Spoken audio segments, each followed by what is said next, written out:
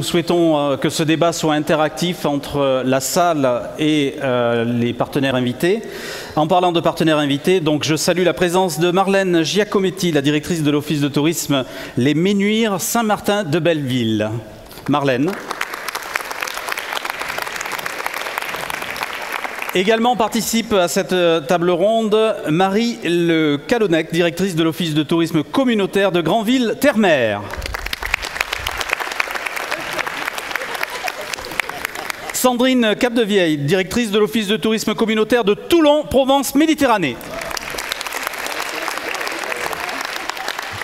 Nous allons passer aux messieurs. Jean-Pierre Walter, président délégué de l'Office de tourisme de Mulhouse-Alsace. Jean-Pierre est venu avec son fan club. Et un petit, mais non des moindres, tellement il est puissant, Benoît Barre, directeur de l'Office de tourisme de la Vallée du Loir, Sarthe, Pays de Loire.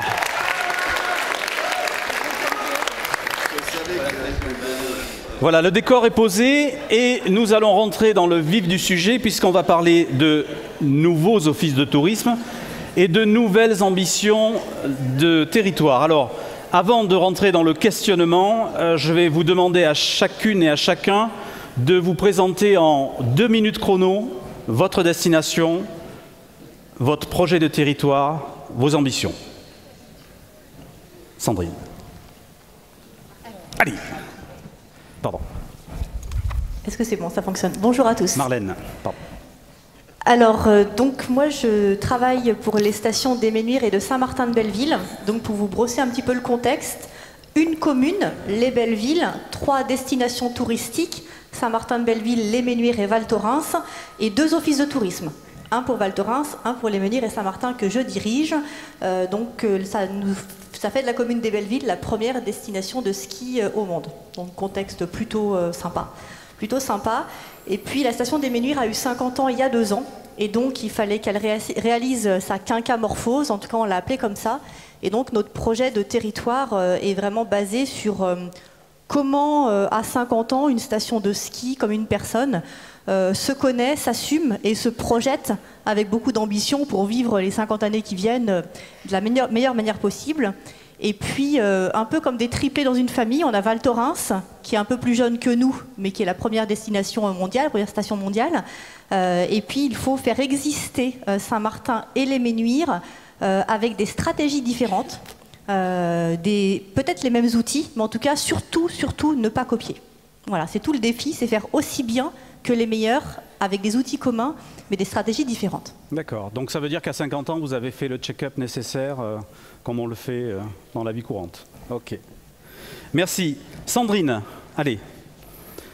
Bonjour, merci. Alors, moi je représente l'Office de tourisme Provence-Méditerranée, en fait, qui est un tout jeune office de tourisme, mais un peu comme un chef d'orchestre qui met en musique des offices de tourisme qui étaient existants sur le territoire avant la fusion et la loi NOTRe au 1er janvier, qui fonctionnaient très bien, avec des territoires et des identités propres fortes, Toulon, Hyères et Porquerolles, et puis du côté de l'Ouest Var, Sifour, la Seine-Olioul.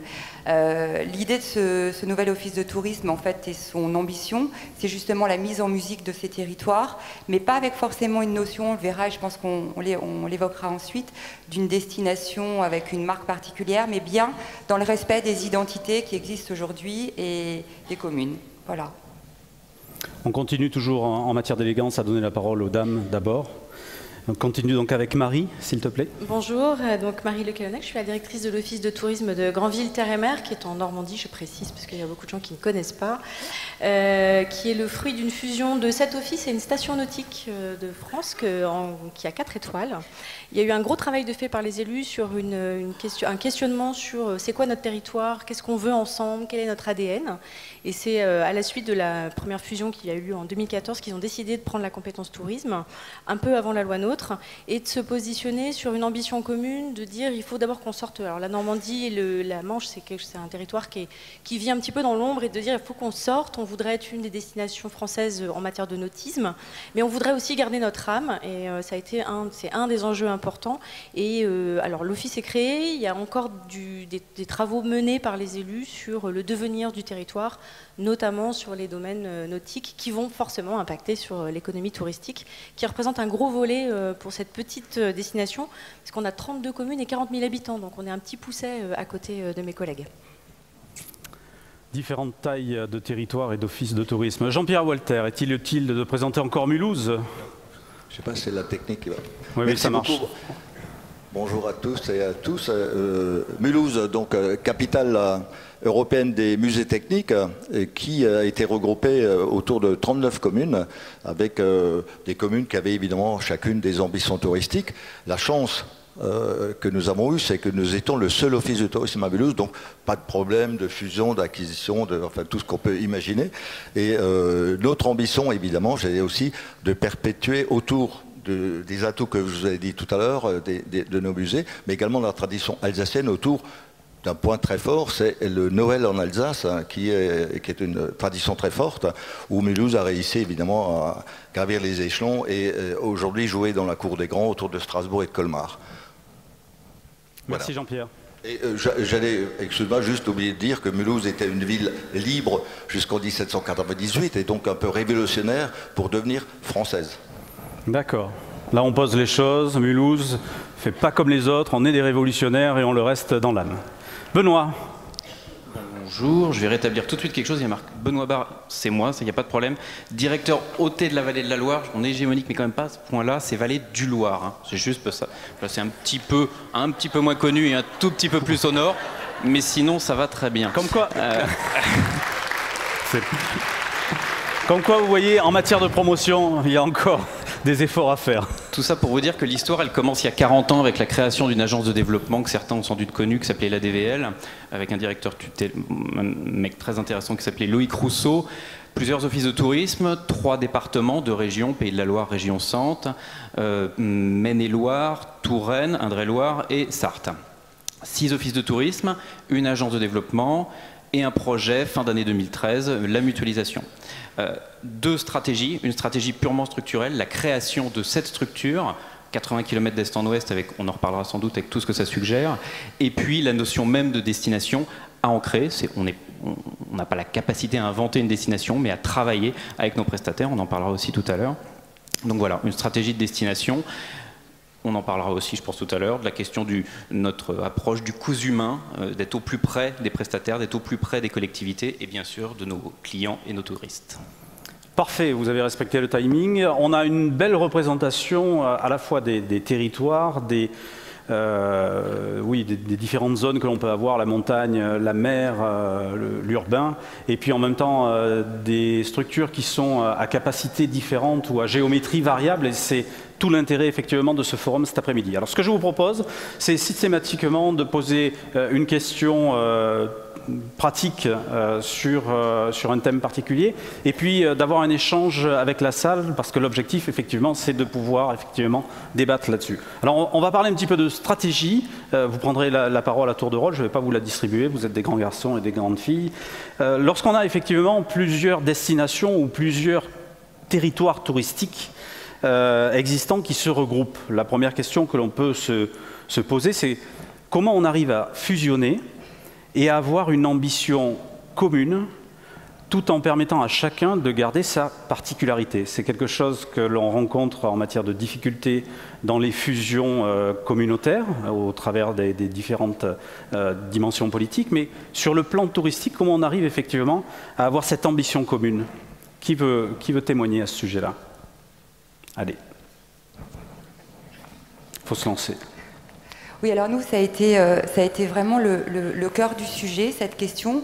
Et quand nos élus, voilà, il y a à peu près 1 an, ont décidé d'aller sur un office de tourisme communautaire, sans déroger, même les stations classées, les territoires et les communes qui avaient une vraie identité, le deal, en fait, a été de se dire qu'on allait conserver ces identités, mais avoir une ambition commune. C'était vraiment le leitmotiv. Donc, ce qu'on a fait, d'abord, il a fallu, je passe toute la mise en place administrative, hein, mais l'idée, ça a été de dire, et ça a été écrit dans une charte de gouvernance, on a des projets communautaires, on a des actions qui sont au niveau de l'agglomération Toulon-Provence-Méditerranée, mais après, on va permettre aux communes de garder leur identité, leur nom. Alors, je vous donne un exemple. Par exemple, on vient, ça y est, d'avoir une charte graphique à l'échelle de l'agglomération et du nouvel office, mais qui sera totalement déclinable par commune. C'est-à-dire qu'on continuera à communiquer sur Hyères Tourisme, sur Porquerolles, sur Toulon. Tout ça autour du nom plus administratif de Office de tourisme Provence-Méditerranée. C'était un peu l'idée. Ensuite, si je voulais rajouter autre chose aussi, c'est que ça sera pas... Enfin, dans la structure même du nouvel office, on a mis en place une direction qui impulse, qui coordonne, un peu ce que je vous disais tout à l'heure sur la notion de chef d'orchestre. Mais ensuite, tout ce qui va être accueil, information, promotion, va vraiment rester au sein des communes et des établissements qui étaient déjà en place, de façon à, 1, rester au plus près des socioprofessionnels, 2, être en lien direct avec les visiteurs, et 3, de pouvoir travailler aussi par thématique, c'est-à-dire qu'il y a des choses qui se font réellement au niveau des bureaux, des communes, et des choses qui seront sur des thématiques transversales, des circuits communautaires, d'autres choses, mais qui seront dans cet état d'esprit-là. Voilà, je ne sais pas si je suis très claire. Oui, on a bien entendu effectivement cette métaphore du chef d'orchestre pour battre la musique en quelque sorte, mais faut-il encore que tout le monde joue la même partition? J'aime bien la partie que vous avez abordée sur la déclinaison effectivement en matière de communication de Toulon, Provence-Méditerranée, et puis que chacun puisse garder ses spécificités. Christophe Marché, vous êtes donc directeur d'Office de tourisme de France. Est-ce qu'on peut faire un parallèle justement par rapport à la stratégie d'Office du tourisme de France et sa déclinaison d'Office de tourisme de France et ses relais territoriaux et ses offices sur le terrain? Ah oui, tout à fait. En fait, la politique qui est menée par la fédération n'est que la politique que le réseau, l'ensemble du réseau souhaite.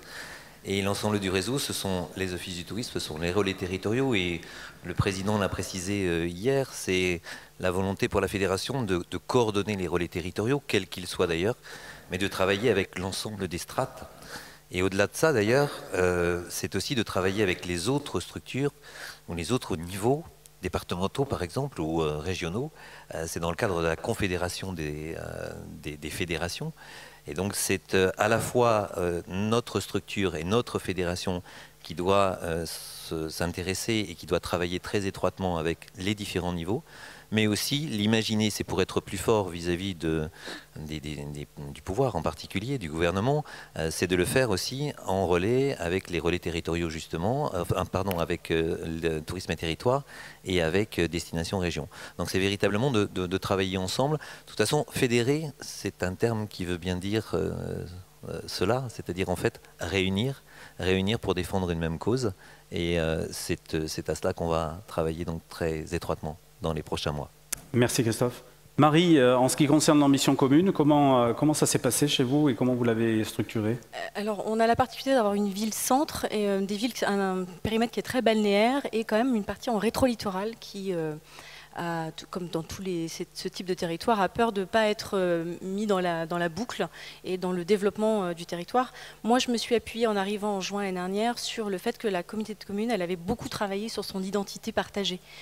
Granville reste la ville-centre, ils ont bien choisi terre et mer. Ils ont bien mis terre avant mer d'ailleurs, c'était intéressant ça aussi. Volontaire? C'était volontaire, ça a été le fruit de mois de discussion et là la gouvernance a vraiment joué son rôle. Et c'était important parce qu'en plus ils ont changé de président entre-temps, il y en a un qui a fait l'intermédiaire et il a dit « moi j'assure la transition et après je passe la main ». Donc il y avait vraiment politiquement une volonté de mener ça et que chacun, de rester à taille humaine aussi, parce qu'ils auraient pu absorber encore un autre à côté. Enfin, ils ont fait un choix vraiment de vie pour un territoire et pour ses habitants. Et donc moi quand je suis arrivée en juin, je ne me suis pas posé la question de si on a une identité pour l'office de tourisme, ça je me suis appuyée sur ce qu'avait déjà construit la Comcom. J'ai repris leur logo et je me suis dit de toute façon une charte graphique ça ne fait pas une identité en réalité, c'est qu'est-ce qu'on met derrière qui est intéressant. Et donc je me suis appuyée là-dessus pour aller vite et puis pour marquer, alors là pour le coup, le territoire de l'office de tourisme et construire très rapidement une stratégie de communication qui permette aux acteurs de mesurer que ce qu'on allait mettre en place, alors je pouvais le faire parce que c'était une petite structure, hein. Je pense que si j'avais été plus gros j'aurais eu du mal à le faire. Mais de travailler vraiment en mode agile et transversal, et puis j'ai impulsé un rythme, et puis j'ai marqué le truc, quoi, voilà. Et les élus, ils ont suivi parce que j'avais un président aussi qui faisait l'unanimité. J'y avais parce qu'il a été élu député et donc il est parti. Mais ça m'a permis aussi ça de pouvoir vraiment lancer les choses et puis que les socioprofessionnels comme les élus puissent adhérer au projet. Vous avez abordé la notion de durée également, on en reparlera tout à l'heure, on reviendra dessus. D'autres témoignages sur l'ambition commune partagée? Je suis désolé, je vous passe devant, mais c'est simplement pour éviter de toujours tourner le dos aux personnes qui sont derrière, c'est assez désagréable. Benoît? Nous, tout le pari, on va rester dans le registre de l'image, tout le pari, ça a été de considérer que la vallée du Loir, sur ces 3 départements encore une fois et sur ces 80 communes, était une grande famille. Mais dans une grande famille, on apprend à respecter les particularités de chacun et c'était le gros pari de cette structure. À la fois avec des poids lourds comme le zoo de la Flèche et ses 500 000 visiteurs, le petit village des Pectaz à un endroit dans le nord de la vallée du Loir. Il faut réussir à... Bon. T'es venu avec le fan club aussi? Oui, j'essaye de me déplacer, c'est comme une famille, tu vois. Et donc, bah voilà, c'est toujours d'être arrêté pour se relancer. Mes parents sont au premier rang et bien sûr ma grand-mère nous regarde. J'espère. Bonjour papy, bonjour mamie. J'espère. Voilà. Tout ça pour vous dire que donc voilà, cette grande famille réussira à traiter tout le monde de la même manière. Je reviens sur cette image de l'artisan tailleur.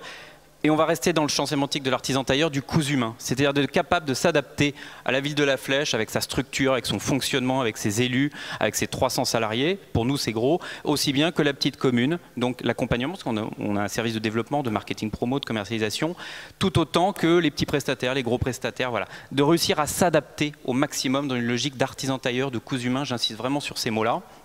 Trouver des projets communs, la vallée du Loir à vélo, voilà, qui traverse plusieurs départements, qui traverse une bonne partie de la vallée du Loir sartoise également, projet commun, nombreuses communes, voilà, ça fait sens, ça appuie la notion même de destination, mais voilà, sur la partie est, plus de vignobles, donc ça c'est une singularité qu'on met en avant. Au milieu, un beau massif forestier, labellisé forêt d'exception, sur la partie ouest, un zoo avec ses 500 000 visiteurs, donc voilà, notion de famille et respect des particularités de chacun et de les valoriser. Très intéressant comme approche. Je rebondis, Christophe, au niveau d'Office de tourisme de France. Peut-être l'une des plus grandes difficultés, c'est de pouvoir respecter la famille dans sa globalité, avec toutes ses composantes, toutes ses différences. Comment on arrive à Office de tourisme de France à faire du cousu humain et de pouvoir répondre aux différentes exigences, aux différentes attentes de son réseau? En fait, il faut le faire comme on est en train de le faire là, c'est-à-dire réunir autour d'une table. Et réunir tous les membres de la famille et faire en sorte qu'il y ait la discussion, l'échange, et qu'à partir de ce moment-là, la fédération puisse trouver le dénominateur commun. Il y en a forcément un. Nous avons, je le disais hier, nous avons un même nom, Office de tourisme. Ça veut dire, au niveau du public, ce sont un certain nombre d'éléments qui viennent en tête immédiatement, et des attentes aussi de la part des publics. Ce sont des attentes aussi de la part des élus, on y reviendra très certainement dans quelques temps. Et donc tout le travail de la fédération, c'est d'accompagner l'ensemble de cette famille, mais accompagner une famille, c'est accompagner aussi bien ceux qui sont forts, j'allais dire gros, mais ça aurait pu être désagréable, surtout en regardant Benoît. Benoît, cet après-midi, c'est ta fête. Et donc ceux qui effectivement sont des structures importantes, on parlera tout à l'heure des effectifs dans certains offices de tourisme, et puis des structures qui sont beaucoup plus petites. Et aujourd'hui, la fédération n'est pas la fédération des structures les plus importantes, pas plus que la fédération des structures les plus petites en taille, mais elle est la fédération de l'ensemble d'une profession, de l'ensemble d'une filière. Et donc, pour que l'on ait cette perception la plus précise possible, on a eu l'occasion aussi d'en parler hier lors du conseil d'administration, c'est d'améliorer cette connaissance de notre réseau. Or, il est un fait que la fédération n'a pas encore toutes les données concernant son propre réseau. Et là encore, c'est un autre chantier que l'on va engager et qui a été validé par l'ensemble des membres du conseil d'administration hier. Merci Christophe. Je vais parler et je vais m'adresser au plus révolutionnaire de cette table ronde, cher ami. Oui. Comment fait-on? Parce que sur Mulhouse, je crois qu'il y a une particularité en matière de regroupement. Oui, le regroupement de toutes ces communes, évidemment, fait toujours peur, la grande ville par rapport aux petites communes. Et donc là, il a fallu évidemment qu'on se pose en expert, et qu'on soit rassurant et qu'on soit respectueux de chaque commune et de chaque spécificité de toutes ces communes. Alors, un exemple, on a créé un comité d'impulsion, puisque, je veux dire, on a absorbé le bassin minier de la potasse, et il y avait 4 associations qui se battaient pour faire valoir leurs atouts. Et puis voilà, ils ne sont pas arrivés à grand chose. Et grâce à l'office de tourisme, on a donc créé la route de la potasse. Et voilà, on a réussi à mettre tout le monde d'accord pour créer cette route. Toutes les associations sont maintenant très heureuses. Et je crois que c'est ça aussi la manière de savoir travailler ensemble, de rassurer et d'évidemment, puisque nous sommes office de tourisme de l'agglomération, être les experts et se poser en tant que tels. Autre témoignage sur l'ambition commune des territoires, Marlène? Allez-y, ça va. Ça fonctionne. Alors, un peu à l'inverse de ce qui a été fait en Provence, en fait, je réfléchis en même temps que j'écoute mes collègues et camarades. Nous, de la communauté de communes, donc à 2 marques fortes, les Menuires et Val Thorens, et puis Saint-Martin, un peu plus petite destination touristique, et puis les autres qui ne sont pas vraiment des destinations touristiques. Donc de fait, on a dérogé à la règle, pas facilement, le maire s'est beaucoup battu, mais en tout cas, voilà, ça s'est plutôt bien passé. Et alors à l'inverse de la Provence, comme quoi les modèles peuvent être vraiment différents, les élus nous ont demandé, donc à Grégory Gouzeau, qui est le directeur de l'Office de tourisme de Val Thorens, et à moi-même, de gérer nos structures de manière indépendante avec nos bureaux, mais en exigeant, simplement exiger qu'on travaille ensemble, sans avoir besoin de créer une super structure. Donc comment dire, c'est de l'informel absolu. Ça se passe très très bien. Moi, très clairement, sans Grégory Gouzeau, on n'aurait pas fait tout ce qu'on a fait depuis 2 ans. Et on travaille ensemble au quotidien. Et puis on est dans la commune, certaines structures sont communales. La régie des pistes, par exemple, une SEM qui s'occupe des centres sportifs. Donc voilà, cohabitent et travaillent ensemble des structures communales, 2 offices de tourisme indépendants, avec simplement une exigence informelle de « s'il vous plaît, vous travaillez ensemble intelligemment ». Et ça se passe extrêmement bien et on a plaisir vraiment à échanger quasiment au quotidien sur nos problématiques sans avoir à créer voilà, de structures supérieures ou nouvelles. Intéressant. Christophe, je rebondis encore, mais en même temps, c'est l'objectif. Est-ce qu'effectivement, au niveau d'Office du tourisme de France, quand on entend ce genre de discours en disant ben oui, finalement, on a une exigence, c'est de travailler ensemble, mais on n'est pas obligé de passer par une structuration et un cadre formalisé pour être efficient. Est-ce qu'on peut imaginer qu'au niveau de l'Office du tourisme de France, avec ses partenaires, ça soit le cas avec la Fédération des régions, des départements? Alors, rajouter des fédérations n'aurait pas de sens, mais par contre, faire en sorte que les fédérations puissent travailler ensemble, oui. C'est ce que nous avons engagé donc, depuis quelques mois, c'est le fait de travailler directement avec Tourisme et Territoire, de travailler avec Destination Région. Alors c'est d'autant plus facile que nous sommes sur dans le même bâtiment et sur le même palier, mais finalement c'est important aussi de connaître son voisin et de savoir comment ces structures fonctionnent, et donc c'est ce que nous avons engagé. Et la même chose doit se faire, comme je l'expliquais tout à l'heure, effectivement avec les relais territoriaux. J'insiste vraiment parce que d'abord ça a été évoqué lors des échanges que l'on a pu avoir avec certains d'entre vous. C'est peut-être à un moment donné, la fédération a peut-être vécu un peu hors sol. sans avoir la connexion avec les relais territoriaux, mais aussi peut-être avec bon nombre d'entre vous. Et bon, moi je suis, et vous le savez pour bon nombre d'entre vous, je suis issu des offices du tourisme, hein, j'y ai pratiquement toujours travaillé. Donc il est évident que dans ma conception de la fédération, c'est une fédération qui doit être à l'écoute de tous, et quels que soient les niveaux. Voilà, donc j'ai vraiment cette ferme conviction que l'on ne peut pas faire seul, et on s'en rend compte quotidiennement, et que l'on a la chance d'avoir un réseau qui est extrêmement riche d'expériences, d'envie, d'initiatives, et qu'il faut se nourrir de ce réseau. Et simplement, à notre niveau, au niveau de la fédération, ce que l'on se doit de faire, c'est de pouvoir porter ces valeurs-là, et porter ce message-là au niveau, je le disais tout à l'heure, du gouvernement, et c'est ce que l'on va faire lors du comité de pilotage qui va se dérouler le 10 octobre, mais c'est le faire par exemple auprès des différents médias, puisque là encore on souhaite vraiment rechercher toutes les pépites que vous avez sur vos territoires et que vous menez quotidiennement, de façon à ce que l'on puisse travailler avec un certain nombre de médias. Et j'en ai rencontré quelques-uns ici lors de ce congrès, j'en ai rencontré aussi lors de certaines réunions, et donc l'idée c'est que la fédération puisse être la chambre d'écho de ce que vous êtes amené à faire. Et ce n'est pas la fédération qui parlera, c'est vous qui parlerez, mais relayé par la fédération. Voilà.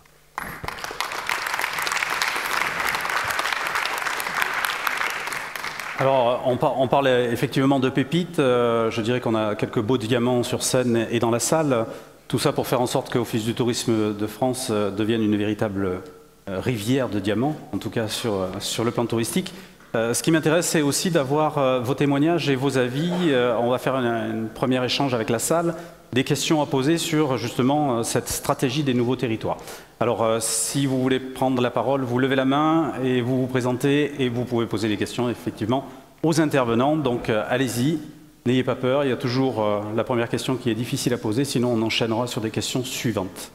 Est-ce qu'il y a des questions qui sont posées?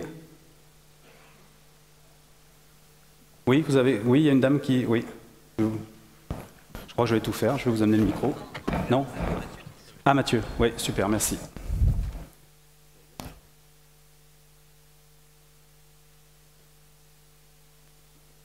Bonjour à tous, Delphine Briche, Office de tourisme Bourg-en-Bresse Destination. Vous parlez beaucoup d'objectifs communs. Je voudrais savoir à quel moment vous prenez en considération l'objectif collectif, c'est-à-dire que les objectifs communs ils sont donnés généralement par en haut, et à quel moment on prend en compte les gens d'en bas pour qu'ils prennent en considération cet objectif commun. Benoît. Si tant est qu'il y ait des gens en haut et en bas, ça peut être une posture. Nous, on a eu la chance sur la création de la structure au niveau de la mutualisation, c'est-à-dire 2012-2013, la mise en place de la structure, d'avoir, c'est peut-être pas encore, on va pas faire langue de bois, hein, c'est pas toujours le cas encore maintenant, voilà, on a tous des complexités RH à un moment donné. S'il y avait bien une catégorie d'acteurs, dans le jeu d'acteurs dont on a parlé, qui était pour cette mutualisation, c'était les salariés. Donc là, on avait un devoir de les écouter, de les entendre, de les faire parler, parce que tout le monde n'a pas forcément la capacité à le faire. Maintenant, le risque de la mutualisation, c'est que le projet soit la structure. Et ça dure. Nous, ça a duré 3 ans. Le projet, c'était la structure. Et ce n'était pas la destination. Là, on se relance vraiment dans une stratégie. Alors au début, on a essayé de la penser juste entre les cadres, les chargés de mission de la structure. Et puis là, le 12 octobre, prochainement, on fait un séminaire de rentrée ou de sortie de saison, je ne sais pas bien, et tout le monde va pouvoir parler de sa saison. Mais c'est aussi penser décloisonnement de la structure. C'est-à-dire que clairement, l'accueil, ce n'est pas les 11 conseillères en séjour. Ma collègue Véronique Richard, quand elle est au Salon d'Utrecht, quand elle est au Salon de Bruxelles, elle est déjà dans une logique d'accueil. Ma collègue en charge des relations prestataires est déjà dans une logique d'accueil.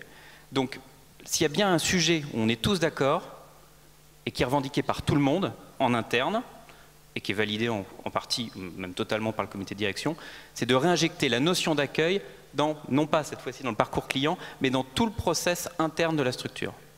Et là, je me demande si j'ai répondu à votre question. Moi, je vais donner un deuxième éclairage sur le collectif. Le territoire d'où je viens, ils ont mené une étude avec les socioprofessionnels pour faire remonter aussi les demandes individuelles et les mettre en commun ou collectivement en commun si vous voulez. Et je pense que l'office de tourisme, c'était pas, alors pour le coup, c'était un projet, mais qui s'inclut dans quelque chose de plus grand pour le territoire. Et donc les demandes, la structuration de l'office, les demandes qui ont été faites à l'office, elles émanent d'un constat mené pendant cette étude. Il y a eu à peu près 6 à 8 mois d'études autour de ça qui a permis d'arriver à ça. Donc c'est l'autre volet de votre question, peut-être, je pense. Juste une petite réaction par rapport à la notion d'objectif sur laquelle j'interpelle régulièrement mes élus. Parce que pour les Ménuires ou pour Saint-Martin ou pour Val Thorens, c'est quoi l'objectif? Donc moi, les élus me disent, on veut des résultats. Très bien. Lesquels? Est-ce que ce sont des résultats de remplissage? Remplir les 30 000 lits touristiques de Saint-Martin et des Ménuires, plus quasiment autant à Val Thorens? Est-ce que c'est ça? Est-ce que c'est maintenir les emplois? C'est aussi une vraie question pour les élus. Alors, nous, on s'est fixé des objectifs intermédiaires, moderniser l'image, rajeunir la clientèle, etc. Ces choses-là se mesurent difficilement. Et à la fin des fins, alors il peut aussi y avoir être le premier sur un podium d'un concours quelconque. À la fin des fins, pour moi en tout cas, les objectifs sont des objectifs de remplissage des lits.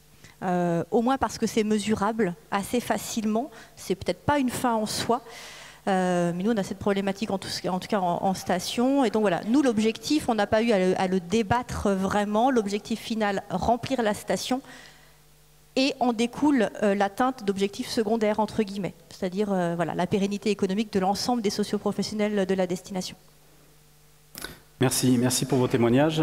Une autre question, une autre intervention, et puis après je continuerai sur le débat. Monsieur, pardon, oui. Allez-y, allez-y. Vous avez le micro. Ma question est pour Sandrine. Tu disais que, pardon, Yves Leclerc, directeur général de l'Office de tourisme et des congrès de la métropole Rouen-Normandie. Tu disais que vous aviez coordonné donc l'ensemble des offices autour de toi, mais que tu leur laissais la spécificité, leur propre spécificité. Ma question est toute simple. Est-ce que vous travaillez, sur quel type de marché en termes de promotion vous travaillez? Europe, lointain, etc., monde, et comment vous vous présentez? Sur une seule marque unique qui parle au monde? Alors, ce n'est pas défini encore aujourd'hui. C'est-à-dire que très clairement, là, on a mis en place cette organisation avec, j'allais dire, 3 niveaux. On a, dans un premier temps, cette notion d'administration générale. Ensuite, il y a un deuxième niveau, c'est le temps qui s'est passé aujourd'hui, c'est-à-dire les 8 premiers mois. On est sur une mutualisation par pôle, puisqu'en fait, dans le cadre de l'organisation de la nouvelle structure, on a une DG type administratif, sur lequel on travaille à 4, les 3 directrices de pôle. Donc, parce qu'en fait, le territoire a été découpé en 3, administrativement, hein, mais aussi en termes de destination. Et on va avoir le centre avec Toulon, qui va travailler plus sur un tourisme urbain, et puis des destinations de l'Ouest Var et de Hyères, plus sur d'autres thématiques. Et aujourd'hui, alors, pour répondre à ta question, si tu veux, par exemple, par rapport au marché. Là, on est dans le contrat de destination Provence. Le contrat de destination Provence, on y était avec Toulon. On est en train de se poser la question, est-ce qu'on y repart, là, en 2018, pour l'ensemble de l'office? Et dans ce cas-là, comment est-ce qu'on communiquera? Aujourd'hui, on est en train de le mettre en place, je n'ai pas la réponse là tout de suite. Alors c'est intéressant d'avoir des témoignages avec effectivement différents niveaux dans la mise en œuvre de ces stratégies touristiques. Il y en a qui ont déjà démarré, qui ont déjà plus ou moins travaillé sur le sujet, qui sont peut-être même en remise en cause dans le cadre d'une démarche de progrès, d'autres qui sont juste en mise en œuvre opérationnelle, et puis d'autres qui sont encore en train d'y réfléchir. On se rend bien compte, et ça viendra, la question suivante portera sur la notion de temps à ce sujet-là. La façon dont on va s'intégrer au niveau de l'office intercommunal sur le contrat de destination Provence, est-ce qu'on ira à Toulon? Est-ce qu'on ira Hyères? Est-ce qu'on ira à Provence-Méditerranée? Mais Provence-Méditerranée comme ça n'est pas une destination aujourd'hui. C'est une... Tout reste à construire. Voilà. D'accord. Autre question. Bien. Jean Godet, président de l'Office de tourisme Chartres Métropole. Ma question s'adresse essentiellement, je pense, à Granville et à Mulhouse. Comment faites-vous comment avez-vous fait quand on a j'allais dire, une ville ou une station qui a une forte identité touristique et qui, effectivement, comme vous l'avez dit, avec des territoires qui viennent s'agréger ou dont vous avez acquis la compétence, qui n'ont aucune identité et qui prend forcément un patrimoine important ou des choses comme cela. Et comment faites-vous pour, disons, faire en sorte que la promotion ne se centralise pas sur cette ville-centre ou cette station-centre et qu'elle diffuse sur l'ensemble du territoire? Nous rentrons dans cette dynamique-là aujourd'hui. Et bon, alors on le fait, on a quelques idées, mais je pense que c'est intéressant de voir comment on prend en compte le reste du territoire quand on part d'une forte identité et qu'il faut, disons, élargir ça à l'ensemble d'un territoire de 60-80 communes. C'est effectivement toute la difficulté quand vous êtes ville-centre autour de communes qui viennent en communauté d'agglo. Comme j'ai dit tout à l'heure, il faut effectivement leur apporter toute l'expertise et aussi les rassurer, les respecter pour justement créer ensemble justement une destination qui est aujourd'hui une destination de la grande ville, destination Mulhouse, mais avec toutes les particularités qui existent. Évidemment, je veux dire, je disais tout à l'heure, on crée des comités d'impulsion et on a également, je veux dire, créé il n'y a pas longtemps un forum où on invite l'ensemble des acteurs touristiques, que ce soit les professionnels ou que ce soit les membres et adhérents, mais également les entreprises, pour demander c'est quoi votre sujet. Alors je parlais tout à l'heure de cette route qu'on a créée. On a également, je veux dire, créé suite à ces interrogations, également créé le tourisme de découverte économique qui a fédéré 36 entreprises sur un territoire où, je veux dire, les entreprises voulaient s'ouvrir pour montrer leur savoir-faire. Je crois que c'était également important, justement, de demander à chacun comment vous voulez qu'on exploite ce terrain. Évidemment, on n'est pas sur un tourisme à ce moment-là de grande masse, mais plutôt un tourisme de proximité. Mais quand vous êtes sur un territoire où vous avez 270 000 habitants, mais également vous êtes à côté de l'Allemagne et de la Suisse, il faut évidemment, je vais dire, prendre en compte cette importance d'un tourisme de proximité, faire voyager tous ces gens-là. Et je parle, on peut aller jusqu'au nord de l'Alsace et dans la Haute-Saône à côté. Je veux dire, à un moment donné, c'est également important. Alors, j'ai entendu la question de Yves tout à l'heure sur le monde, sur l'Europe, sur partout. Ça, c'est évidemment sur les grands atouts que nous avons, mais par ailleurs, il y a ce qui a développé beaucoup, c'est que tout le monde tourne dans un territoire, et donc c'est ce que j'appelle justement cette valeur ajoutée du tourisme de proximité. Intéressant comme témoignage, effectivement, les premiers touristes sont les habitants eux-mêmes, et travailler d'abord sur sa cible, je dirais locale ou régionale, est une approche intéressante. Moi, je voudrais en profiter justement. Lorsqu'on parle de nouvelles ambitions touristiques sur un territoire, on a parlé d'esprit de famille, ou on peut parler aussi d'esprit d'équipe. Comment fait-on aujourd'hui, et on aimerait avoir votre témoignage là-dessus, comment fait-on pour à la fois développer cette nouvelle stratégie touristique sur ces nouveaux territoires élargis? On l'a entendu lors des discours d'ouverture, ça ne se fait pas en 5 minutes, on a besoin de temps, donc la notion de durée pour mettre en place, faire accepter par l'ensemble des partenaires sur un territoire ces nouvelles stratégies. Comment fait-on pour gérer effectivement ce besoin de temps nécessaire pour que les choses soient appropriées par le plus grand nombre et les exigences qui sont posées à la fois par vos commanditaires, c'est-à-dire les politiques qui vous disent voilà, on a besoin que ça soit opérationnel, je sais pas, dans 1 mois, dans 2 mois, dans 6 mois, voire même les exigences des prestataires touristiques qui vous disent nous, on veut bien injecter des moyens, y compris financiers, dans une nouvelle stratégie, mais on a besoin que ça soit rentable. Et pire, je veux dire, les clients qui vous disent attendez, nous on veut bien, mais si on n'arrive pas à comprendre sur quel territoire on se trouve et qu'est-ce que vous vous offrez comme service. Donc comment vous faites pour le gérer, vous, sur vos territoires, cette confrontation entre le besoin de temps nécessaire et l'exigence de rapidité? Je pense que tu veux que je réponde, probablement. Tu penses bien, Benoît. Ouais. Il y a 3 ans, la mutualisation, je ne peux pas la résumer autrement que se retrouver à tourner un film avec des acteurs imposés, avec un budget contraint dès le début, avec un scénario à écrire au même moment où on doit tourner le film, et avec toute la logistique d'un tournage que ça sous-entend.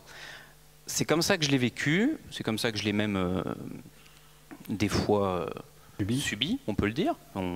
Voilà. Et encore une fois, j'appuie vraiment sur le sujet où la mutualisation, la structure, l'administratif, de tout ce que ça sous-entend avec l'EPIC, ne peut pas être le projet in fine. Les élus, à un moment donné, nous ont dit, voilà, le projet, c'est pas la structure, oui, mais il faut bien la créer. Donc faites-nous rêver, emmenez-nous sur une stratégie de destination, parlez-nous de budget de conquête, avec qui on va travailler, avec quel marché. Et toute la singularité du problème, elle est là, et encore maintenant, avec des budgets encore plus contraints. Mais c'est ce temps où il faut regarder après-demain, continuer à regarder hier pour rester sur les engagements qui étaient les nôtres, et puis le quotidien, quoi, le contrat de photocopieur, la question des extincteurs, où tout tombe en même temps, on l'a tous vécu. Voilà, donc des complexités, mais qui ne peuvent pas être la conclusion du sujet. C'est-à-dire que la conclusion, enfin, ou l'introduction plutôt du sujet, c'est bien quelle sera la stratégie de la destination, le développement économique du territoire. Voilà comment je le perçois. D'autres témoignages, oui. Sandrine. Nous, concrètement, pour rebondir par rapport justement à cette question-là et à l'application de nos socioprofessionnels, suite au transfert, on est passé sur un comité de direction de plus de 80 personnes. Donc c'est très compliqué, c'est-à-dire que là, l'implication des socioprofessionnels, ça se transforme en amphithéâtre.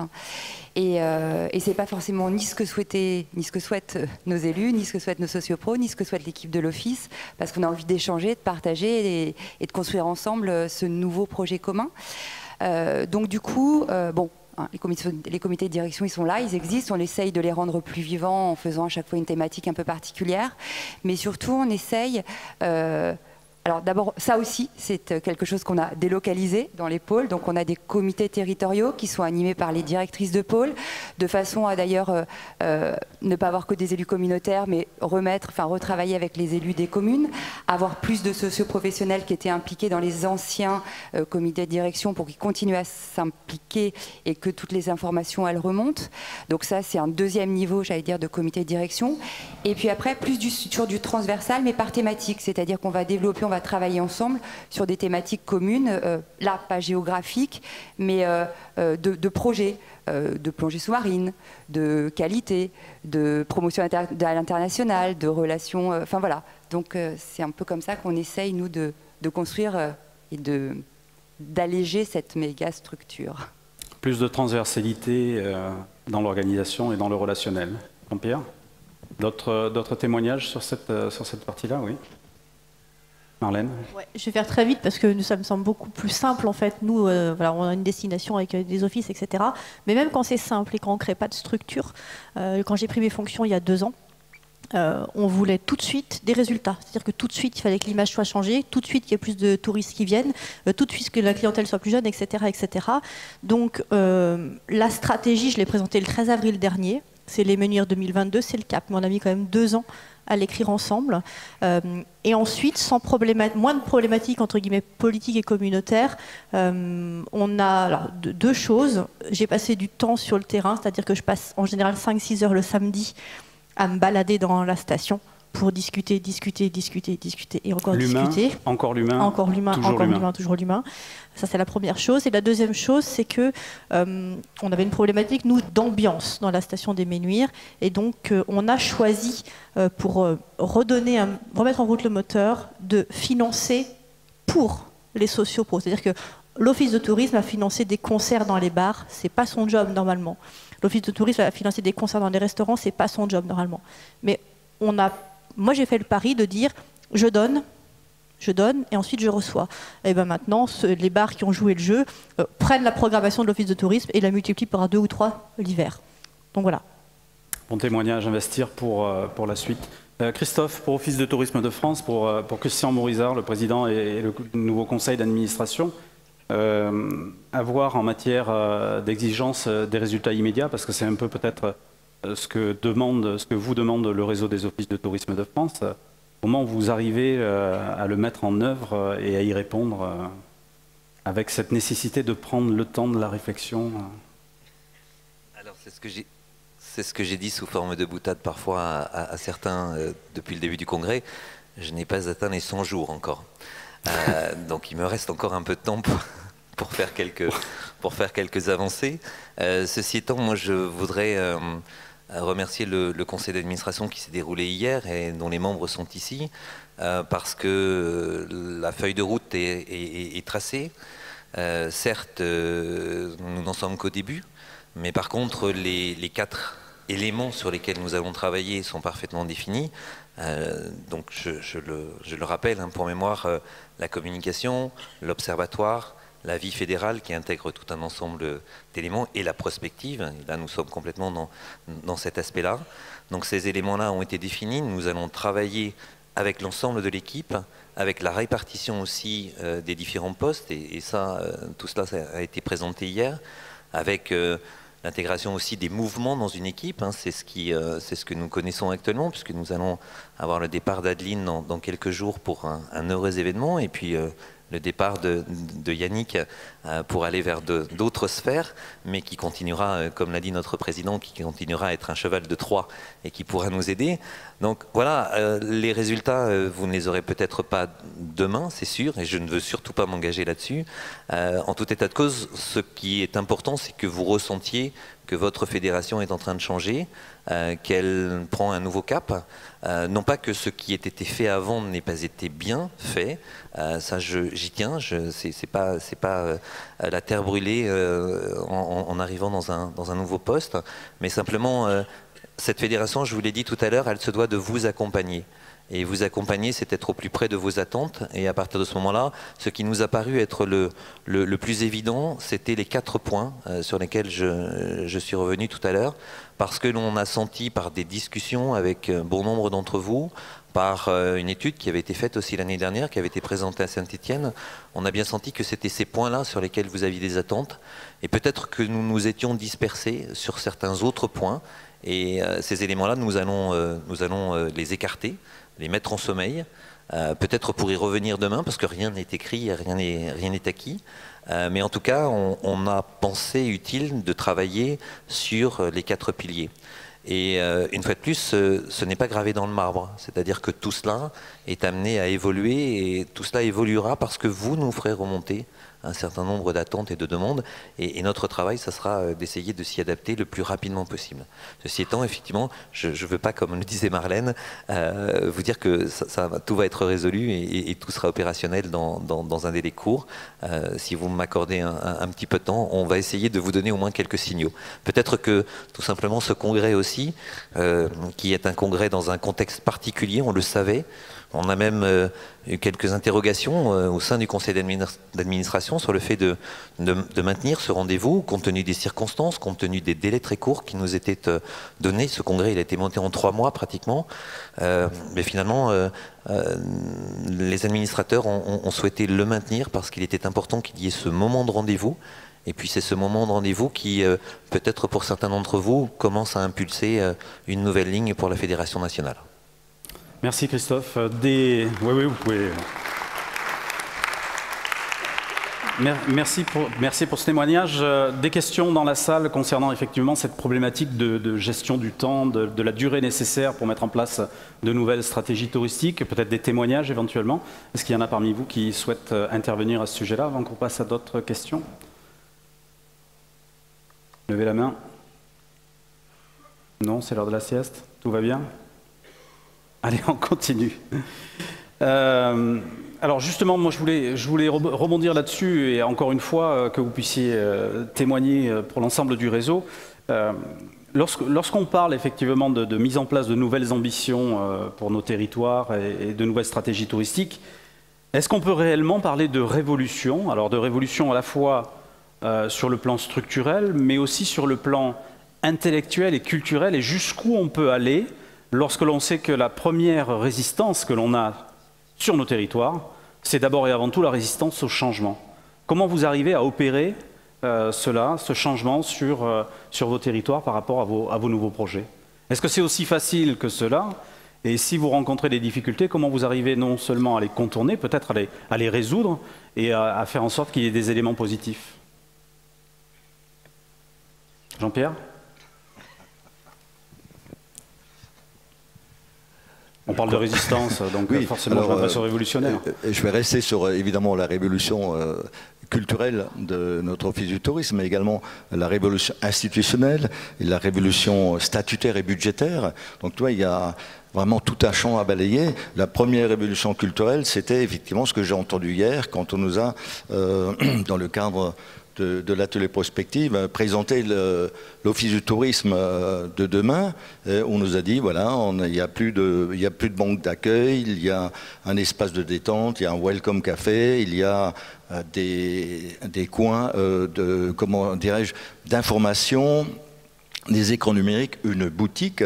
Et donc, c'est exactement l'image de l'office du tourisme que nous avons créé à Mulhouse. Il y a effectivement, vous rentrez à l'office du tourisme, mais il n'y a pas de banque d'accueil. Les hôtesses de séjour les conseillères en séjour sont derrière ce qu'on appelle un back-office, et les gens sont libres de déambuler et de découvrir l'office. On s'est rendu compte que les gens passent beaucoup plus de temps quand on ne vient pas tout de suite vers eux, ou quand ils ne sont pas obligés d'aller à un guichet et interpeller une personne. Donc ça, c'est déjà cette révolution culturelle qu'on a opérée chez nous, et qui a donc un grand succès, et qui évidemment séduit les locaux, parce que on dit, écoutez, cet office du tourisme vous appartient. Vous pouvez, vous avez un rendez-vous en ville avec quelqu'un, vous ne savez pas où lui donner rendez-vous, donnez-lui rendez-vous à l'office du tourisme, vous avez de quoi. Je parlais tout à l'heure du Welcome Café, vous vous reposez, vous prenez un café, et puis voilà. Donc c'est évidemment une toute nouvelle manière. Donc ça, c'est la révolution culturelle. Jean-Pierre, juste une question concrète. Transformer du jour au lendemain ces conseillers en vendeurs, ça a été bien perçu par les équipes? Alors ça, c'est effectivement, on a travaillé avec l'équipe. On ne l'a pas fait tout seul, on ne l'a pas imposé. Quand on a eu la chance que l'agglomération ait investi 3 millions d'euros dans des nouveaux locaux, ces locaux étaient vides. Hein, donc il a fallu tout créer, et ça s'est fait avec les équipes. Donc, quand on a dit qu'il n'y a plus de comptoir, il n'y a plus de banque d'accueil, il y a cependant des coins où, je veux dire, il faut à un moment donné pouvoir négocier avec un touriste ou un visiteur. Et à ce moment-là, on a conçu, créé avec un architecte des des espaces où on peut accueillir, mais pas du tout en tant que banque où quelqu'un est derrière. On est côte à côte. Suppression des données physiques, oui, pour faciliter le contact entre... Si je voulais donner un exemple, c'est un peu ce qu'avait fait France Télécom dans ses boutiques à un moment donné. C'est comme ça qu'on reçoit aujourd'hui nos clients. Et je reviens sur ce que j'ai dit. Comme on a un grand espace, on a eu cette chance d'avoir un bel espace, on fait évidemment des conférences et des expos temporaires. Donc là aussi, c'est destiné au public de l'agglomération qui doit absolument en faire son lieu. Ouais, bien entendu, l'élément clé, c'est d'associer les équipes à la réflexion et à la construction du nouveau projet et d'une nouvelle structure éventuellement. Obligatoire. Obligatoire, ok. Notre témoignage à ce sujet-là? Sinon, il y a la révolution numérique, mais ça, je veux dire, je pense que tous les offices de tourisme vivent exactement la même chose. Avec nous, on a créé un CityPass numérique, puisque je disais tout à l'heure qu'on était la capitale européenne des musées techniques, donc on a 9 musées à faire valoir, mais également un zoo, et donc on a créé un CityPass numérique qui est assez, je veux dire, bien perçu par les touristes, hein, parce que il y a également 3 jours de transport en commun gratuit, donc ça c'est très apprécié, mais c'était pas facile à mettre en place. Il y a j'ai aujourd'hui des gens qui passent pratiquement des journées entières devant nos tablettes, puisque évidemment le Wi-Fi tout est gratuit, et donc ils peuvent aller sur les tablettes. C'est presque un peu gênant que des locaux prennent position, occupent le terrain, mais je ne peux pas leur dire c'est votre maison et après les chasser, quoi. Donc voilà, c'est le paradoxe. Hein. Et évidemment, on a créé un site internet qui s'appelle J'ai envie d'eux, mais ça c'est bon pour les touristes qui sont sur place, et à ce moment-là, en temps réel, ils peuvent savoir ce qu'ils veulent faire, où manger, où boire, où visiter des lieux insolites. Tout est sur ce site J'ai envie d'eux. Merci. Benoît, Marlène, les autres intervenants, sur des témoignages sur effectivement cette appropriation des projets et des ambitions touristiques par les équipes. Ça a été fluide, ça s'est fait facilement ou au contraire, il y a eu quelques difficultés et comment vous l'avez géré? Alors, pour les Ménuires et Saint-Martin, comment dire, on n'avait pas de problématique de structure, etc. Donc, on n'avait pas ces révolutions-là. Par contre, je crois que c'est hier après-midi, je ne sais plus qui parlait du fait que chaque socio-pro pouvait être en fait un office de tourisme ou un relais d'information. Moi, c'est une des révolutions que je souhaite mener, mais c'est pas si simple que ça. Pour qu'on puisse nous se consacrer à autre chose et que l'information soit au plus près du client, donc sur une piste de ski, le Perchman ou dans un magasin quelconque, j'ai un peu de mal à supporter le aller à l'office de tourisme pour avoir le prix du forfait, parce que tout le monde le connaît. Donc pour que chaque socio-pro se sente un relais d'information au minimum, ce qu'on a décidé de faire, c'est de les former. Et du coup, l'office de tourisme change un peu de métier et fait de la formation auprès des socio-pros, formation à la fois en design d'expérience, mais formation simplement en compréhension du territoire. Donc voilà, on a encore une fois donné un peu avant de recevoir. Impliquer les équipes, les former, ce sont des leitmotifs que l'on entend. Marie, Benoît, des témoignages? C'est indispensable. L'équipe, c'est votre carburant. Si belle formule. Non, mais c'est un office de tourisme qui n'a pas d'équipe, c'est une coquille vide, ça n'a pas de sens. Donc voilà. C'est une des problématiques qu'on discutait juste avant que ça démarre, notamment du management par tranche d'âge. Parce qu'on se rend compte que les 20-30 ans, on ne les gère pas de la même manière que des 30-40 et des 40-60. 40-50 et 50-60, et de la difficulté ou au contraire des avantages qu'on pouvait avoir sur les différentes catégories. On a quand même des gens très jeunes, enfin moi dans mon équipe j'en ai un tiers qui a moins de 30 ans, qui ont au minimum un bac plus 3, voire des masters 2, qui sont très mal payés parce que la Convention nationale elle paye mal, il faut dire ce qui est. Voilà. Et donc il faut trouver les leviers pour les embarquer. Moi très clairement entre juin et janvier l'année dernière, enfin juin 2016 et janvier 2017, j'avais vendu une stratégie mais c'était tout à l'oral, donc il a fallu que ça sorte, que le site web sorte, que le premier document sorte pour qu'ils réalisent pleinement ce que moi j'avais en tête, mais c'était la même chose pour les sociopros. J'ai failli les perdre en route, certains, parce que en fait c'était nouveau pour eux, ils n'avaient jamais fait, voilà, c'était une autre démarche. Moi je viens pas des offices de tourisme, donc j'ai une démarche de travail un peu différente. Et c'est vrai que même pour les sociopros, quand je leur ai présenté quelque chose qui était très théorique, avec juste quelques images, parce que j'avais déjà commandé mes premiers reportages photos, ils avaient vu les premiers cahiers des charges sortis, mais entre la théorie et la pratique, il y a quand même un pas énorme. D'ailleurs, j'aurais pu me planter, hein, et ça aurait pu ne pas être bien et décevoir. Mais du coup, là, c'est l'esprit de conviction. Et puis sur la construction de l'équipe, moi j'ai pris tout ce qui était une contrainte. J'ai essayé d'en faire un levier, et j'ai misé sur leur capacité de résilience. La fusion, ça a été traumatique pour l'équipe. Et je me suis dit, ils sont capables, tout le monde a une capacité de résilience plus ou moins importante, mais je me suis dit, chacun, c'est possible à la résilience. On a vu d'ailleurs des territoires entiers, les territoires du Nord, avoir une capacité de résilience énorme suite à la fermeture des hauts fourneaux, des choses comme ça. Donc j'ai misé là-dessus. Et ça n'a pas été... Ça a été payant? Oui, ça a été payant. Et puis j'ai misé aussi sur la capacité, je leur ai donné la possibilité au sein de l'équipe de switcher. C'est-à-dire qu'au départ, je leur ai demandé vous voulez faire quoi quand vous serez grand? En fait, je leur ai posé la question comme ça, à tous. Ils m'ont fait part de 1, 2, 3 vœux. J'ai construit mon premier organigramme comme ça et je leur ai donné la possibilité de switcher si ça n'allait pas. Et j'en ai 2 qui ont switché. Intéressant ça. Donc il y en a un qui était parti qui était RAC, qui était parti, il avait fait l'accueil par excellence, et en fait il se trouve qu'en termes d'édition, il nous a finalement sorti le best-seller, un guide gourmand qui fait qu'on était obligé de retirer complètement et qui est en rupture de stock parce que voilà. Et des jeunes qui n'avaient pas prévu d'être dans l'édition, qui n'avaient pas prévu d'être communicants, qui font de l'accueil autrement par ailleurs, sont en fait c'est des chargés de com en puissance avec une capacité, parce qu'ils partent. Alors on a parlé hier de design de service, on a parlé d'expérience client, on a parlé d'UX Centers, et clairement ils sont partis, Benoît par exemple, qui a fait le guide gourmand, il me dit on va parler des besoins primaires, la pyramide de Maslow, on commence par la base, et on va remonter après. Et moi j'ai misé là-dessus, voilà. Très intéressant comme expérience, merci. Juste avant de passer la parole à Benoît, tu parlais de carburant, en parlant de carburant, donc j'ai le service de sécurité qui m'a contacté. Une voiture donc Gênes, si vous êtes propriétaire de la Ford Fiesta, immatriculé BC 508 5B 38, vous êtes prié de déplacer le véhicule de toute urgence. Merci. Benoît, excusez-moi pour cet aparté. Juste pour l'anecdote, ça va sans doute faire écho à certaines et à certains. Nous, on a été un peu lâchés sur la partie RH et accompagnement RH par le cabinet dont je tairai le nom en 2013. Non, si, c'est bien, c'est bien. J'ai pas parlé de pro-tourisme. Et donc j'ai fait mes petits questionnaires. Je suis allé voir les collègues, on se connaissait pour certains.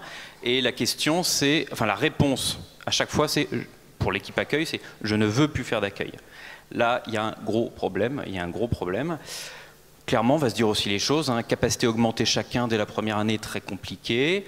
Possibilité de les envoyer en formation, beaucoup plus simple. Mais là, il faut réussir à assumer derrière. C'est-à-dire en formation ou à Pau, en APEX, ça dit. Très facile. On inscrit, on paye un peu, c'est parfait, tout va bien. Il faut juste assumer derrière parce qu'ils vont revenir avec des autres approches. Faire sauter la banque d'accueil. Non, moi je pense complètement le SADI de manière différente. Voilà. Et là, la révolution, elle vient, et je pense que finalement je réponds à la question de tout à l'heure, la révolution, elle vient pour le coup de ces collègues-là. Et là, la posture du directeur, de la directrice, du manager, c'est d'assumer. Et c'est pas simple. Et c'est pas simple d'assumer ça, parce que la révolution, elle est permanente à ce moment-là. Je prends souvent l'exemple d'une collègue qui était à l'office de tourisme du Lude, à côté d'un grand château, voilà.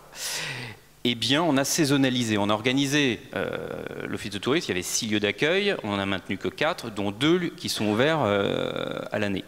Ce lieu d'accueil du Lude, il est ouvert 6 mois de l'année. Les autres 6 mois de l'année, que fait Corinne?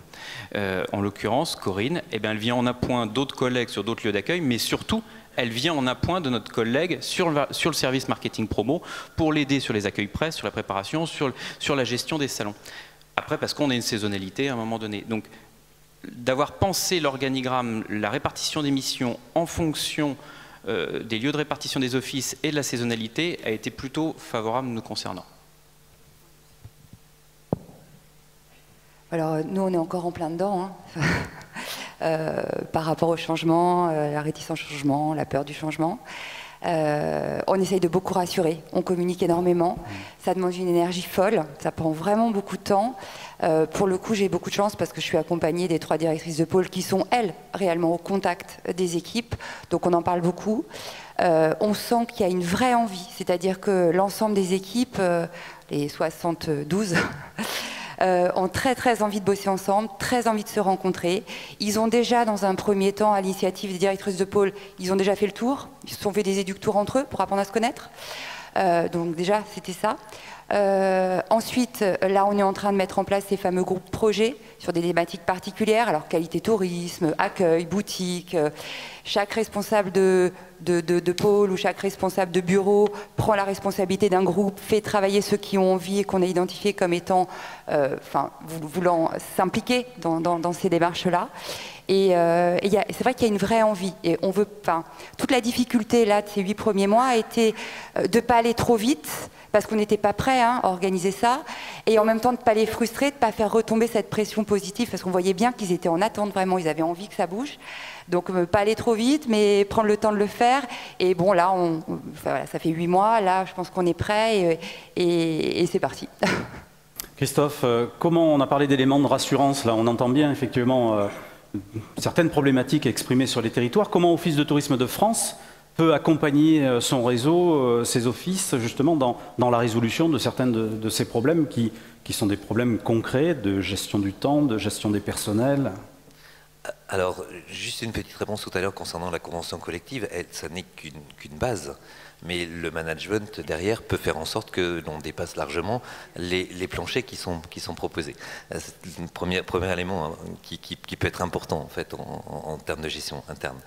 Par ailleurs, donc, en ce qui concerne la formation, nous sommes, et ce sujet a été évoqué, OTF par le biais de Mathieu Daubon, mais aussi d'un certain nombre d'administrateurs, donc est impliqué dans la formation avec bien évidemment tous les relais territoriaux. Et là, nous avons un sujet sur lequel nous sommes en train de travailler actuellement. Donc la formation, c'est aussi l'accompagnement des équipes dont il a été question tout à l'heure, l'accompagnement des équipes vers ce changement, mais vers toute une professionnalisation. Et notre réseau, notre filière est d'ailleurs très en pointe dans ce domaine-là, puisque justement l'ensemble l'ensemble des niveaux étaient impliqués. Généralement, ces formations étaient apportées par des relais territoriaux sur certaines régions. Et de ce fait, ces formations étaient extrêmement adaptées au réseau auquel elles s'adressaient. Donc ça, c'est un des éléments. Et puis c'est la prospective. La prospective, donc, qui est un des piliers. Bien évidemment, si nous sommes dans cette prospective, c'est pour accompagner, imaginer ce que peut être l'office de tourisme de demain. Et l'accompagner, c'est pas accompagner que la structure, c'est accompagner l'ensemble des équipes, que ce soit les équipes dirigeantes, mais bien évidemment les équipes qui sont sur d'autres types de postes. Et donc ça, c'est véritablement, on se sent complètement impliqué par cela. Je pense que c'est une émission essentielle à notre niveau. Et ça va même au-delà, c'est-à-dire que nous avons un certain nombre de sociétés qui proposent éventuellement des solutions qui ne trouvent pas forcément, enfin qui ont quelques difficultés à pouvoir faire connaître les solutions qu'elles proposent. Et puis vous avez de l'autre côté un certain nombre d'offices de tourisme qui recherchent des solutions mais qui ne trouvent pas forcément ces solutions. Or il se trouve que dans l'ensemble du réseau que nous constituons, vous avez forcément un office du tourisme, 2, 3, 4 peut-être, qui ont déjà testé cette solution, qui n'en ont pas parlé parce qu'elles étaient le nez dans le guidon.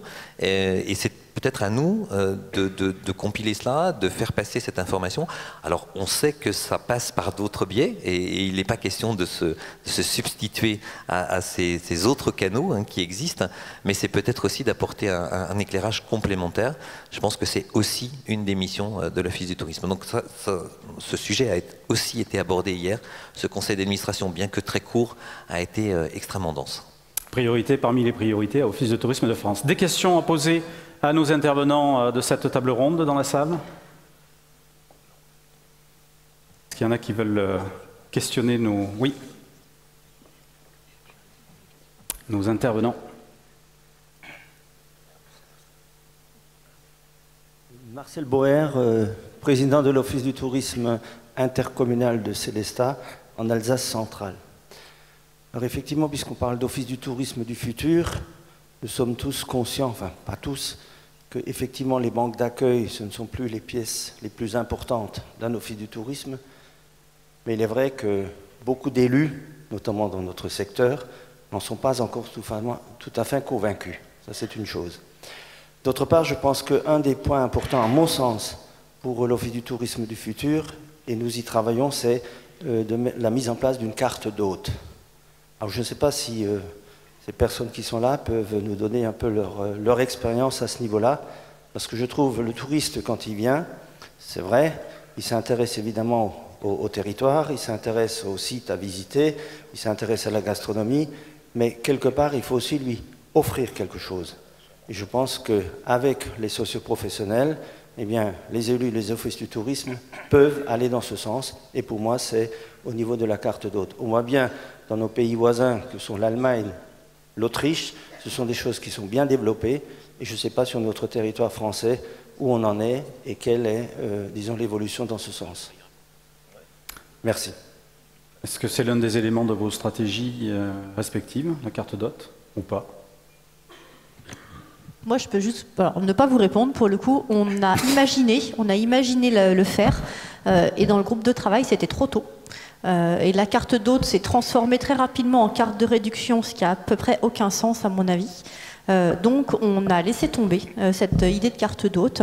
Val Thorens l'a fait, je pense que vous pouvez éventuellement questionner Val Thorens, plutôt sur une carte qui ne donne pas des avantages tarifaires, mais plutôt accès à des expériences un peu exclusives, un peu premium. Donc la carte d'hôte, voilà, nous on ne l'a pas faite, je pense qu'un écueil ce serait que ce soit une carte de réduction et pas une carte d'expérience et de relation. C'est tout ce que je peux vous dire. D'accord. Non. Bon. Un témoignage. D'autres questions éventuellement? Oui. Dans la salle, là-haut.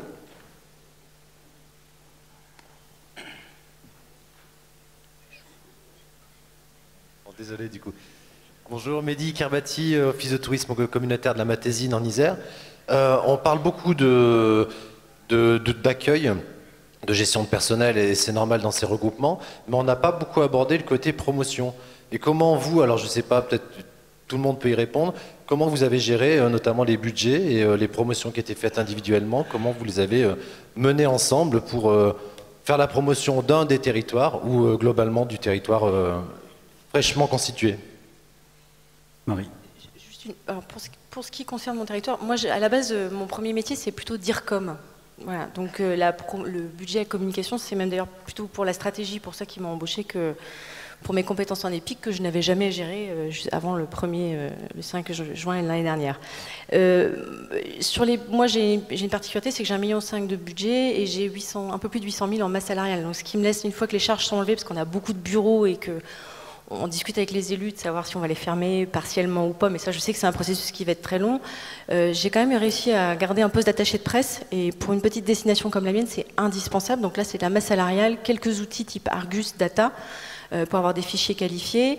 Et après sur le reste moi j'ai optimisé à bloc les marchés publics en serrant les budgets.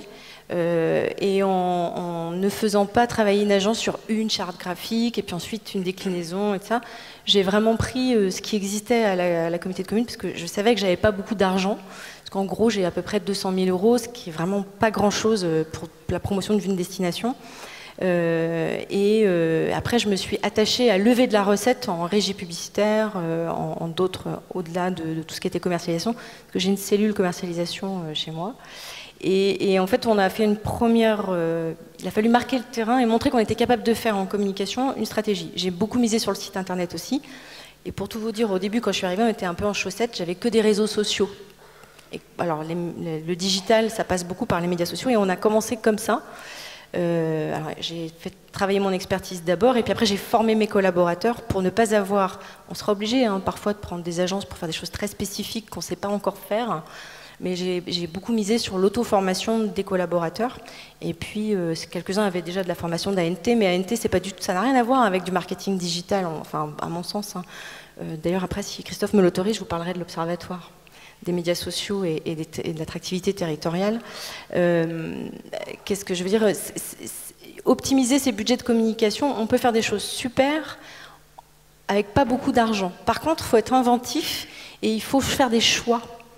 Je pense qu'il y a beaucoup d'entre vous qui ont laissé tomber les guides d'hébergement. Nous, ils voulaient absolument encore en avoir un papier, tout ça. Et puis en fait, on fait un four, ça reste dans les stocks. Il faut faire des choix, il faut faire valider par vos élus, par les commissions. C'est aussi une question de gouvernance. Et puis après, sur le marketing et sur la prospection, la commercialisation, il y a vous pouvez plutôt louer des fichiers plutôt que de les acheter, ça coûte moins cher. Capitaliser sur... travailler avec vos prestataires aussi, pour les agences de presse par exemple, on travaille beaucoup avec le département bien entendu, un peu avec la région, mais on travaille aussi avec les hôteliers qui ont des attachés de presse. Et donc on mutualise nos moyens. Moi j'achète pas de pub nulle part. J'ai juste acheté 3 000 € dans les guides de routard parce que c'était un partenariat. Mais j'achète pas, ça fait des années que j'achète plus. Je suis désolée pour la presse écrite, ils me détestent, mais à un moment donné, on n'a plus l'argent dans le public pour faire ça. Donc on met l'argent ailleurs. Voilà, il faut faire des choix stratégiques sur votre stratégie de communication. Faire des choix et les assumer. Ouais, et puis il y a une dernière chose, c'est aussi, moi j'ai préféré mettre 12 000 € en reportage photo pour avoir quelque chose avec de l'ADN, de l'aspérité, pas un truc qui soit avec le même photographe partout dans la baie du Mont-Saint-Michel où finalement tout le monde a les mêmes clichés, on n'a plus d'identité. J'ai pris un reporter photographe qui a une carte de journaliste qui travaille aussi bien pour National Geographic que pour Le Point et qui d'ailleurs a trouvé ça super dur comme exercice mais qui nous a fait quelque chose de différent.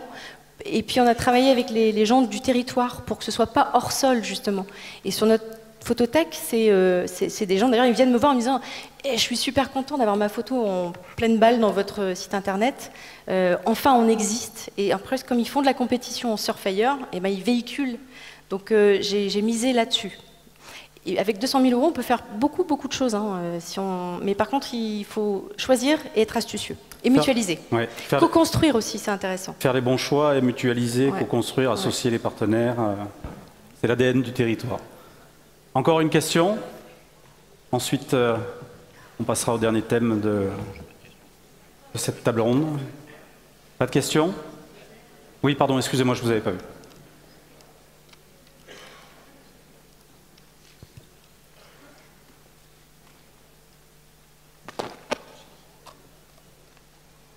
Oui, bonjour, Jacques Michel. Alors, je suis président de la Fédération départementale des offices de tourisme de la Nièvre. Alors, pour nous, c'est très simple, je vais vous situer. Nous avons 9 offices de tourisme, 60 salariés et un budget global d'à peine 2 millions d'euros. Donc déjà, vous êtes situés. Notre durée moyenne de séjour chez nous est d'une nuit 33. Bon, on s'est dit, qu'est-ce que l'on fait? Les élus ont dit, vous avez une fédération départementale qui est issue d'une volonté du réseau. Nous avons le plus petit relais territorial de France qui n'a pas de budget, mais qui est issu de la volonté du réseau. C'est-à-dire les offices sont très impliqués dans le fonctionnement. Alors on s'est dit, comment faire pour développer notre région, notre secteur? Eh bien, on a dit on va mutualiser. Alors avant, les offices passaient leur temps à se faire la guerre, c'est-à-dire on avait des clients, les touristes, on les considérait comme des hannetons. C'est-à-dire à l'époque, on s'amusait à mettre un fil au hanneton en disant attendez là, vous êtes plus sur notre territoire, puis alors vous savez, le territoire d'à côté, c'est pas terrible. Aujourd'hui, j'ai la chance de travailler avec une équipe de directeurs et de directrices où tout le monde a dit on va travailler ensemble. Aujourd'hui, nous sommes en train de créer une destination Loire. Coût de l'opération, quelques mois après, aujourd'hui nous avons 3 régions qui sont impliquées, 6 départements, 14 EPCI, 19 offices de tourisme. Tout le monde commence à travailler ensemble. On a la chance d'avoir une fédération régionale qui assure très bien les missions de formation. Quand on a des questions, on s'adresse à notre fédération nationale et je tiens à remercier, à chaque fois qu'on a appelé, nous avons une réponse, voire une présence sur le terrain. Nous nous battons parce que pour moi, j'ai 60 collaborateurs, il a fallu leur apprendre à travailler ensemble. Avant, chacun, c'était très bien, vous savez, l'hiver chez nous, eh bien, c'était des offices de tourisme où la personne voyait au hasard un client qui passait la porte et qui s'ennuyait. Aujourd'hui, on a regroupé, on a des personnes qui deviennent performantes, à tel point qu'on a maintenant VNF qui frappe à la porte, on a les entreprises de notre région qui interpellent les offices de tourisme afin de les aider à recruter des cadres pour qu'ils viennent chez nous. Et surtout, notre objectif, ce n'est pas d'augmenter la durée des séjours. Une nuit 33, ça fait 20 ans que les élus disent « oh, il faut augmenter ». J'ai dit non, on va augmenter le nombre de fréquentations. Et à titre d'exemple, on a des canaux. Avant, les bateaux ont loué 320 bateaux entre le 1er avril et le mois fin octobre. Aujourd'hui, c'est l'objectif qu'on atteint par la même compagnie à fin juillet. On a Croisière Europe qui a mis un bateau sur un de nos canaux. On est en train de se battre, mais surtout on fait une chose, c'est qu'on implique nos collaborateurs. Maintenant, ils ont plaisir à travailler ensemble. Ils ont plaisir. On a fait tomber nos frontières, on parle en destination touristique, et puis souvent on est la porte d'entrée de vos territoires, parce que nous on est une zone de transit.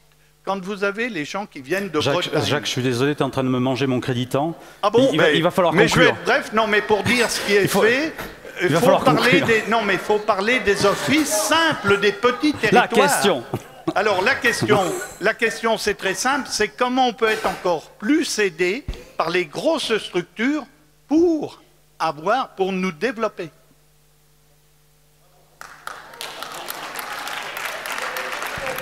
Excuse-moi, tu peux juste répéter la question, s'il te plaît, parce que... Non, alors, la question est très simple. Nous sommes une fédération, nous avons un territoire. Comment peut-on mutualiser les expériences? Alors, attendez, moi je connais bien différents secteurs, mais comment peut-on apporter de l'aide à l'autre pour se développer? Parce que nos territoires ont tous un intérêt en France. Qui veut répondre? Jean-Pierre? Merci Jacques.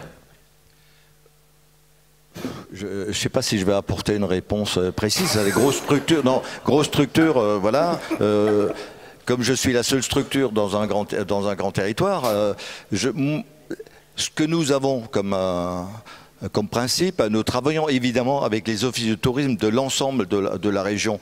Bon, en plus, maintenant que je suis président du réseau d'Alsace, ça paraît tellement évident.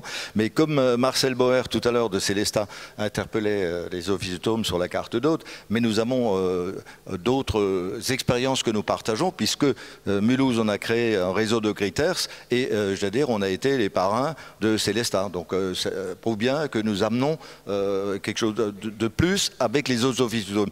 Pour cette période de Noël dont je parlais tout à l'heure, nous avons un grand bassin qui s'appelle le Sud Alsace, et tous les offices du tourisme, qu'ils soient sur notre agglomération ou pas, on travaille ensemble, et Mulhouse est le pilote de cette période de Noël, où nous créons évidemment des animations pour faire venir le touriste en Sud-Alsace. Voilà, c'est un peu comme ça qu'on travaille. On travaille ensemble, je ne peux pas leur apporter de l'argent. Alors, si on veut parler de révolution budgétaire, alors ça, on peut y aller, puisque là, j'ai été amené, j'ai entendu Marie dire tout à l'heure, et elle a totalement raison, l'argent ne va plus venir comme ça, comme par le passé. Il suffisait de demander plus de subventions et ça marchait. Aujourd'hui, nous avons tous enfin, personnellement, on a effectivement des problèmes budgétaires, et j'ai essayé d'amener une réponse en changeant notre méthode de travail. Premièrement, on a créé une boutique qui vend. Je veux dire, j'ai fait une boutique qui fait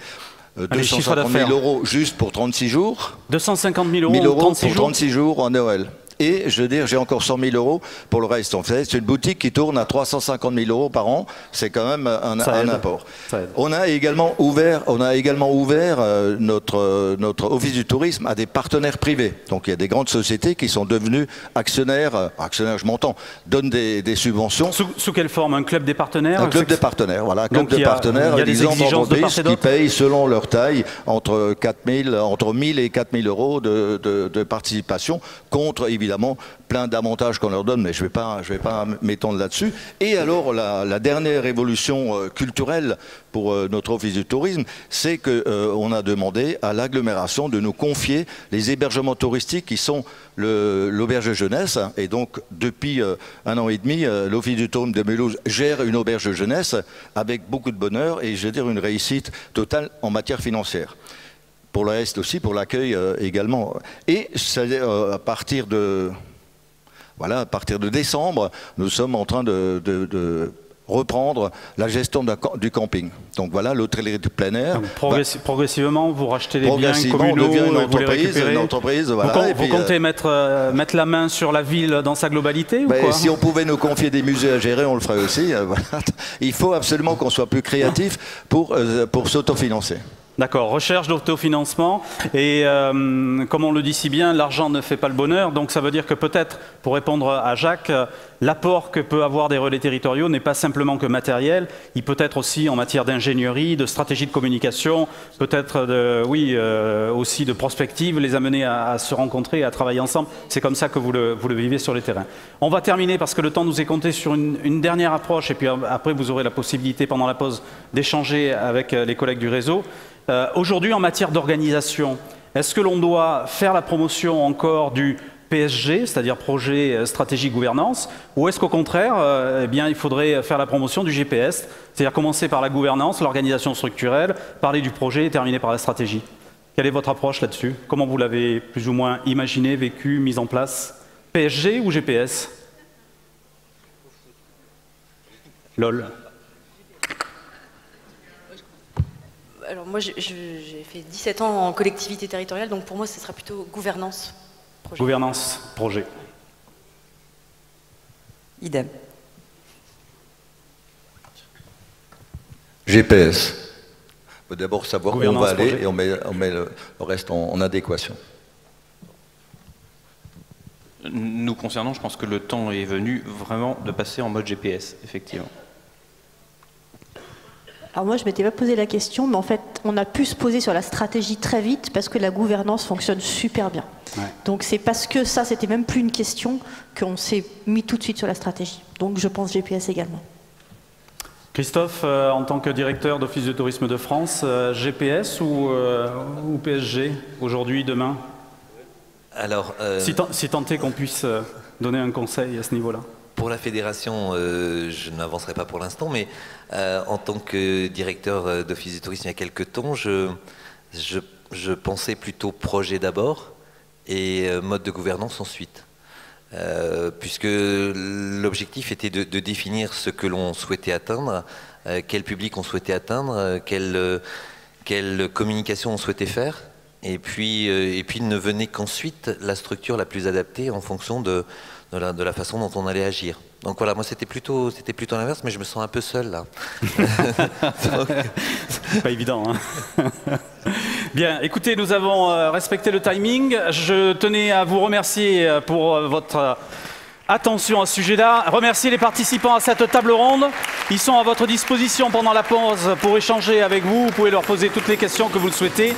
Et on se retrouve d'ici une petite heure pour la suite du programme. Merci à toutes et à tous. À tout à l'heure.